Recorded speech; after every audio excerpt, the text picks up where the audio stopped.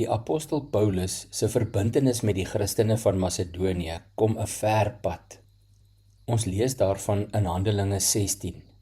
Daar in vers 12 hoor ons, Paulus hulle is na Filippi toe, 'n belangrike stad in daardie deel van Macedonië en ook 'n Romeinse kolonie. In daardie stad het hulle 'n paar dae gebly. Daar het Lydia tot bekering gekom en lees ons van die eerste van die 2 huisdope in daardie hoofstuk. Paulus skryf nou in sy tweede brief aan die gemeente in Korinthe oor die groot nood onder die geloofsgemeenskap van Judea. Hy gebruik in 2 Korintiërs 8 en 9 die gemeentes van Macedonië as voorbeeld van kinders van die Here wie se dankbaarheid oorgeloop het in uiterste vrygewigheid. Die gelowiges van Macedonië het nie uit oorvloed gegee nie, maar uit oorgawe. Hulle eie omstandighede was self baie moeilik.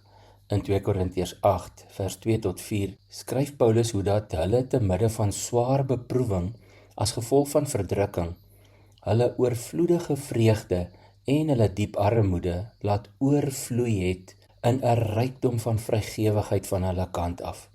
Hy gaan verder in vers 3.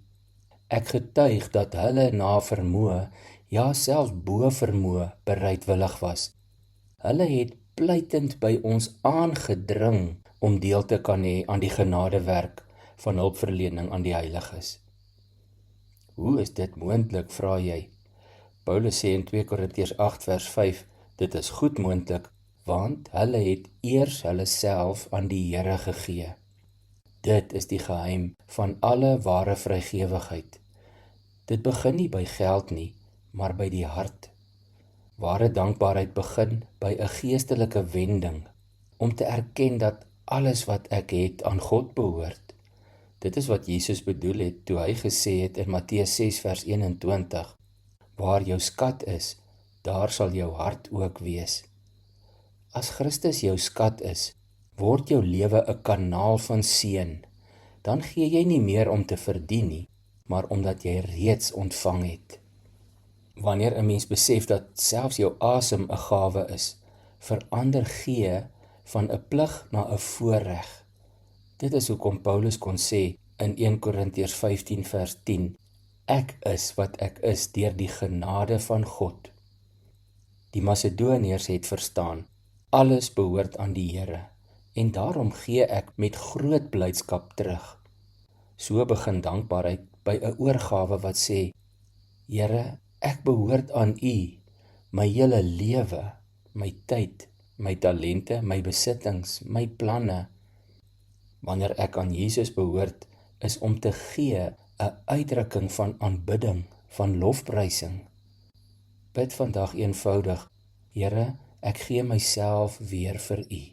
En dink dan, watter deel van jou lewe, tyd, energie, gawes, finansies, hou jy dalk nog terug?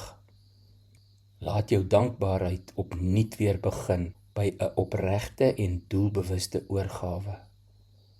Kom ons bid saam. Ja, Here Jesus, ek gee myself opnuut weer vir U. Ek behoort aan U, my hele lewe, my hart, my tyd, my gawes, my besittings, alles behoort aan U. Dankie dat U vandag opnuut vir ons kom wys, om te gee is 'n voorreg. Dit is 'n manier van aanbidding, en deur te gee, Here, wil ek U loof en prys en dank. Dankie vir wie U is. Ek loof en prys U naam. Amen.